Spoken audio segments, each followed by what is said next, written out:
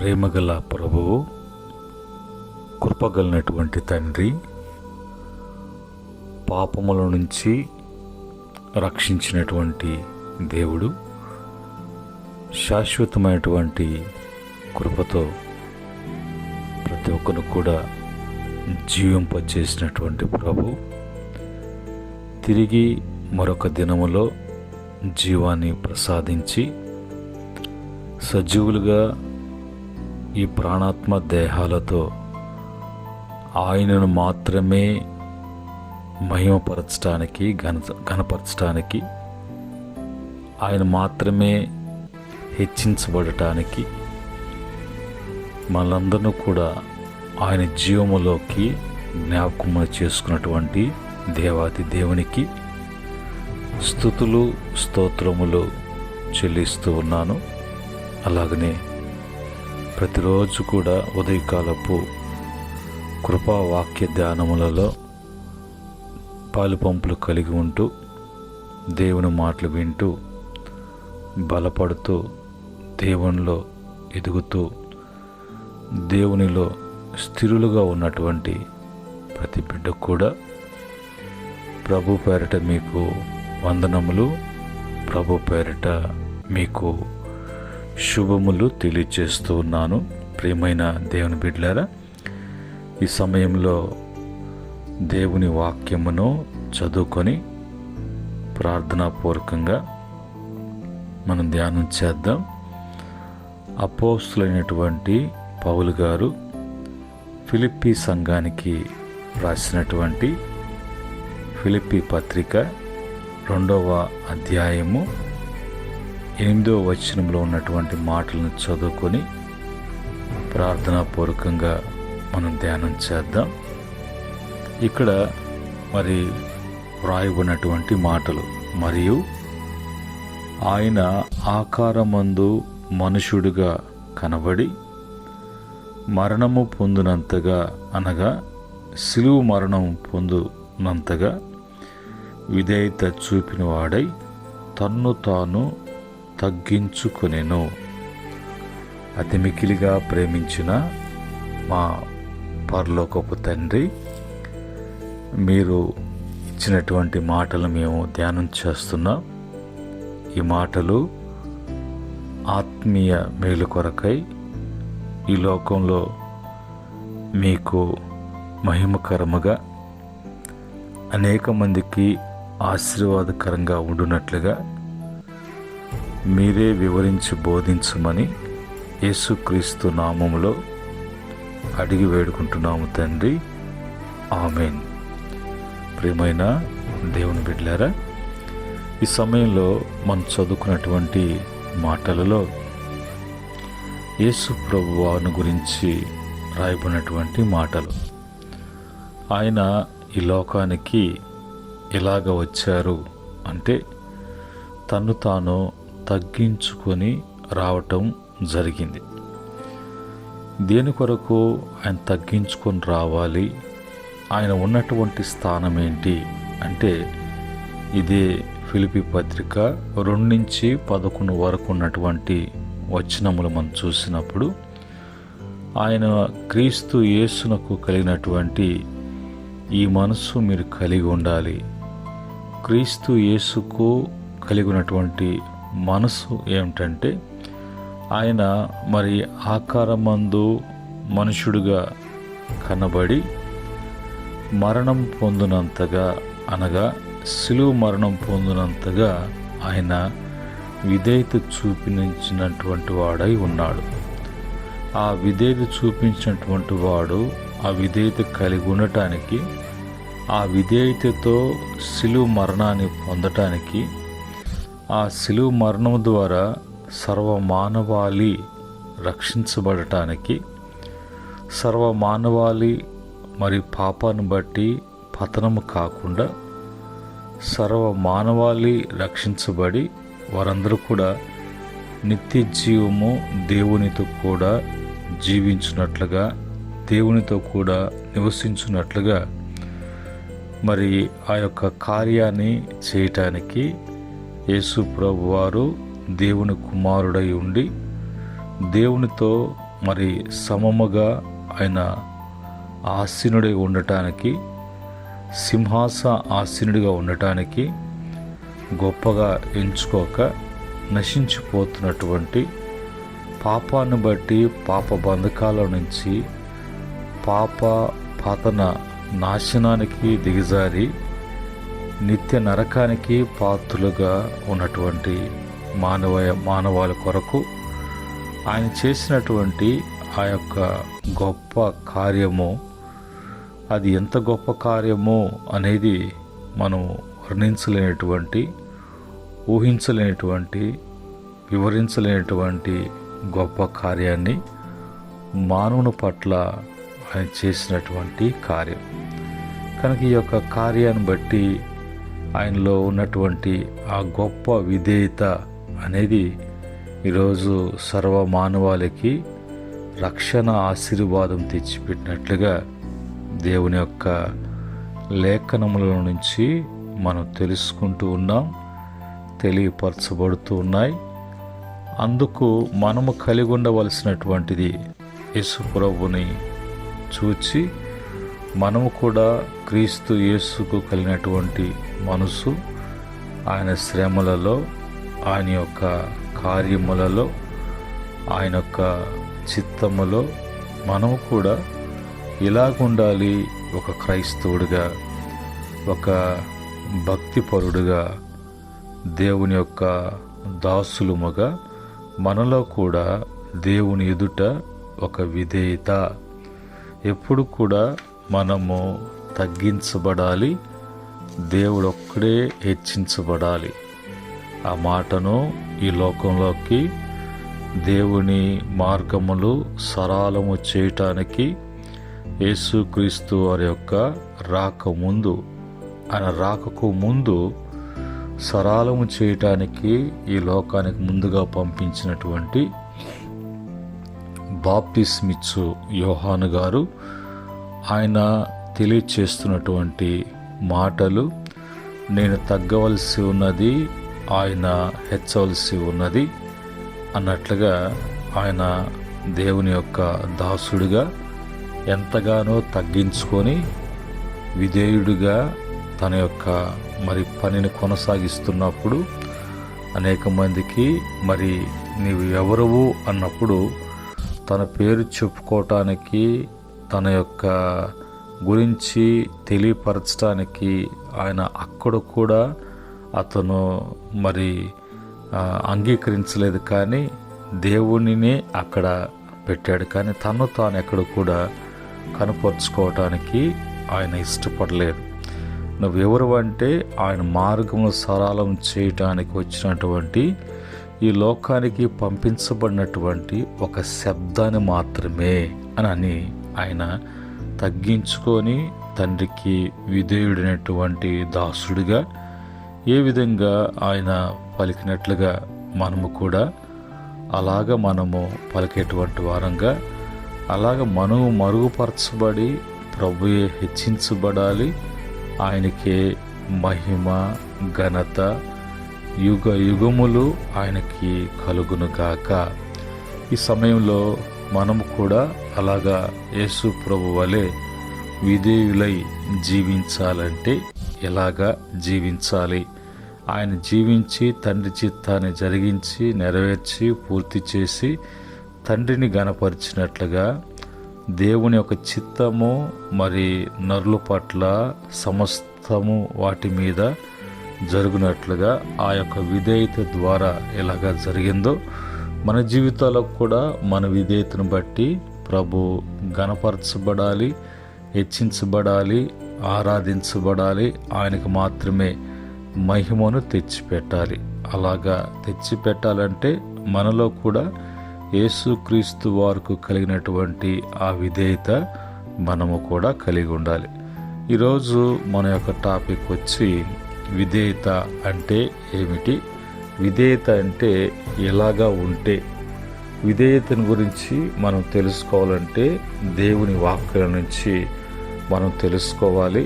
ఈరోజు తెలుసుకొని ఆ విధంగా ఉన్నామా లేదా అని సరిచూసుకొని ఉండటానికి ప్రభు సన్నిధిలో ఒక తీర్మానానికి రావటానికి వాక్యంలోకి మనం వెళ్తున్నాం. వాక్యంలోకి వెళ్ళి చూద్దాం. ఇక్కడ విధేయత అంటే ఏమిటి అనేది మొదటి పాయింట్గా చూసినప్పుడు మనం విధేయత అంటే ఆలస్యము చేయనిది అన్నట్టుగా చెప్పుకోవచ్చు. ఆలస్యము చేయనిది. ఉదాహరణకు మత్తయి సువార్త 4వ అధ్యాయం 18 వచనములో మనం చూసినప్పుడు 18 నుంచి 22 వరకు చూసినప్పుడు శిష్యులు వెంటనే తమ వలలో వదిలి యేసుని వెంబడించెను. యేసు ప్రభు వారి వలలో అక్కడ సముద్రము కాడ దోణులు వారి యొక్క దోణుల ఎదుట వారి యొక్క వలలను బాగు చేసుకుంటూ ఉన్నప్పుడు యేసు ప్రభు వెళ్ళి, రండి నేను మిమ్మలను మనుషులు పెట్టేటువంటి జాలరుగా చేస్తానన్నప్పుడు ఆలస్యము చేయక ఆయనకు లోబడి వెంటనే అనుసరించినట్లుగా వెంబడించినట్లుగా చూస్తున్నాం. కనుక మన జీవితంలో కూడా విధేయత అన్నప్పుడు ప్రభు చెప్పిన వెంటనే, ప్రభు చేయమన్న వెంటనే ఆ విధంగా జరిగించాలి అని ప్రభు చిత్తములో ఉంటే వెంటనే ఆలస్యము చేయక దాన్ని అనుసరించటం, వెంబడించటం అనేది విధేయత. కనుక నపుంసకుడు కూడా అతను దేవుని వాక్యాన్ని, యెషయా గ్రంథాన్ని చదువుతున్నప్పుడు దాన్ని తెలియపరచడానికి అపోస్తలుడైనటువంటి ఫిలిప్పును పరిశుద్ధాత్మ తీసుకెళ్లి బోధించినప్పుడు అతను వెంటనే ఆ మాటలకు విధేయుడై ఆలస్యము చేయక అతను వెంటనే బాప్తిసం తీసుకొని తన ప్రాంతానికి అతను వెళ్ళినట్లుగా ఎంతో ఆనందముతో ప్రభుని గణపరిచినట్లుగా మనము లేఖనములో చూస్తున్నాం. కనుక విధేయత అంటే ఆ విధంగా ఉండాలి అని. రెండవదిగా విధేయత అంటే సందేహము లేనిది విధేయత. ఏంటి అంటే హెబ్రీ పత్రిక 11వ అధ్యాయం 7వ వచనం ప్రకారంగా నోవాహు సందేహపడకుండా తన ఇంటి వారి రక్షణ కొరకు ఓడను సిద్ధము చేసుకునేను. అతను హెచ్చరించిన వెంటనే దేవునికి లోబడి వెంటనే సందేహపడక భయముతో తన కుటుంబాన్ని రక్షించుకోవటానికి, తనను రక్షించబడటానికి అక్కడ విధేయత చూపించినట్లుగా మనం చూస్తున్నాం. కనుక ఈరోజు రెండవదిగా విధేయత అంటే దేవుని చెప్పిన వెంటనే సందేహపడకుండా ఆ విధంగా చేయటము. మూడవదిగా విధేయత అంటే బలవంతము కాక మనస్ఫూర్తిగా చేయునది. కనుక ఏదైనా కూడా మనం బలవంతంగా కష్టంగా చేయటం కాకుండా ప్రభుకు ఇవ్వడంలో కానీ ప్రభు పని చేయటంలో కానీ మనము ఆ విధంగా జరిగించినప్పుడు మనం విధేయత చూపించినట్లుగా 2 కొరింథీ పత్రిక 9వ అధ్యాయము 7, 8 వచనం ప్రకారంగా అక్కడ రాయబడిన మాటల ప్రకారంగా ఏదైనా కూడా బలవంతంగా కష్టంగా కాకుండా అది మనస్ఫూర్తిగా ఏదైనా ప్రభు కార్యం చేయమని బైబిల్ చెప్తున్నప్పుడు దానికి తూచా తప్పకుండా విధేయులై చేయడం. నాలుగవదిగా విధేయత అంటే బాధపడకుండా పని చేయడమే విధేయత అంటే. ఆదికాండము 32వ అధ్యాయం 12 నుంచి 17 వరకు చూసినప్పుడు యోసేపుకు తన తండ్రి పని చెప్పినప్పుడు వెంటనే భయపడకుండా కాదనకుండా ఆ పని చేసినట్లుగా విధేయత అన్నప్పుడు చెప్పిన వెంటనే దాని విషయంలో నొచ్చుకోకుండా, బాధ కలిగి ఉండకుండా, బాధపడకుండా వెంటనే చేసినట్లుగా యోసేపు చేసినట్లుగా మనం చూస్తున్నాం. అలాగనే మన జీవితాల్లో కూడా మనము దేవుని విషయంలో బాధపడకుండా చేయటమే విధేయత. విధేయత అంటే ఏంటి అంటే మరి 5వదిగా ఆదికాండము 22:1-3 ప్రకారం 3 వచ్చిన వారి ప్రకారంగా విధేయత అంటే వివాదములు లేకుండా చేయటమే మరి విధేయత. వివాదం అనేది ఉండదు ఎప్పుడు కూడా. మరి చేయటానికి, చేయించటానికి, జరిపించటానికి దేవుడు అబ్రహామును తనకు ఒక కుమారుని, అందులో ఆయన వృద్ధాప్యములో కలిగినటువంటి వాగ్దాన పుత్రుడు ఇస్సాకుని బలి కోరినప్పుడు వెంటనే దాన్ని అర్పించటానికి, ఆ విధంగా చేయటానికి మరి అతను సిద్ధపడినప్పుడు అందును బట్టి అతను మరి బాధపడకుండా వెంటనే దేవునికి ఆ యొక్క పని చెప్పిన వెంటనే చేయటానికి ఎలాంటి వివాదము లేకుండా ఆ పని చేయటానికి వెంటనే పూనుకున్నాడు. అది విధేయత. 6వదిగా విధేయత అంటే ఏ భయము ఉండదు విధేయతలో. అపోస్తలుల కార్యము 5:29 ప్రకారంగా పేతురు, యోహానులు భయపడక సువార్తను బోధించిరి. యేసు ప్రభు చెప్పినటువంటి మాట ఏంది? సర్వలోకానికి వెళ్ళి సర్వ సృష్టికి సువార్త ప్రకటించండి, అనేక మందిని రక్షణ నడిపించండి, శిష్యులుగా మార్చండి. చెప్పినటువంటి మాటను విధేయతతో వాళ్ళు చేయటం అనేది విధేయత. దేనికి కూడా భయపడకుండా దేవుడు చెప్పినట్లుగా చేయటం అనేది విధేయత. 7వదిగా విధేయత అంటే షరతులు లేనిది, కండిషన్స్ అనేది ఏది లేనటువంటిది విధేయత.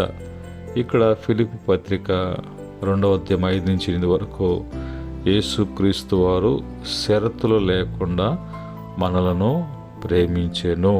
ఆయన కండిషన్స్ ఏమి కూడా పెట్టలేదు. ఆ ప్రేమను వర్ణించలేం, ఆ ప్రేమను ఊహించలేం.